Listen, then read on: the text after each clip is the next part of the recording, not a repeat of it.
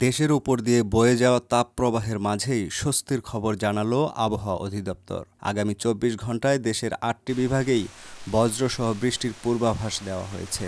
এই বৃষ্টির প্রভাবে সারা দেশে দিন ও রাতের তাপমাত্রা ১ থেকে ২ ডিগ্রি সেলসিয়াস পর্যন্ত হ্রাস পেতে পারে।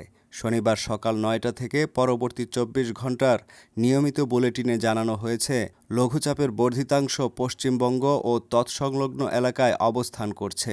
এর প্রভাবে রংপুর, রাজশাহী, ঢাকা, খুলনা, বরিশাল, ময়মনসিংহ, চট্টগ্রাম ও সিলেট বিভাগের কিছু কিছু জায়গায় অস্থায়ীভাবে দমকা অথবা ঝড়ো হাওয়াসহ বৃষ্টি বা বজ্রসহ বৃষ্টি হতে পারে। সেই সাথে কোথাও কোথাও প্রবল বিদ্যুৎ চমকানোর সম্ভাবনাও রয়েছে। আবহাওয়াবিদদের মতে, বর্তমানে একটি স্বাভাবিক লঘুচাপ দক্ষিণ বঙ্গোপসাগরে অবস্থান করছে। এর ফলে বায়ুমণ্ডলে আর্দ্রতার পরিবর্তন ঘটছে। গত কয়েকদিন দেশের ওপর দিয়ে মাঝারি ধরনের তাপপ্রবাহ বয়ে গেলেও বৃষ্টির কারণে আগামী কয়েকদিন তাপমাত্রা কিছুটা সহনীয় পর্যায়ে থাকবে।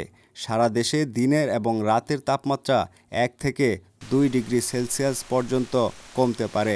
আবহাওয়া অফিসের রেকর্ড অনুযায়ী গত ২৪ ঘন্টায় দেশের সর্বোচ্চ তাপমাত্রা রেকর্ড করা হয়েছে যশোরে ৩৭.৮ ডিগ্রি সেলসিয়াস। অন্যদিকে একই সময়ে দেশের সর্বোচ্চ বৃষ্টিপাত রেকর্ড করা হয়েছে দিনাজপুরে ৪১ মিলিমিটার।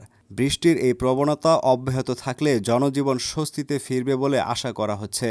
তবে বজ্রপাতের সময় সাধারণ মানুষকে নিরাপদ স্থানে থাকার পরামর্শ দিয়েছেন সংশ্লিষ্ট বিশেষজ্ঞরা।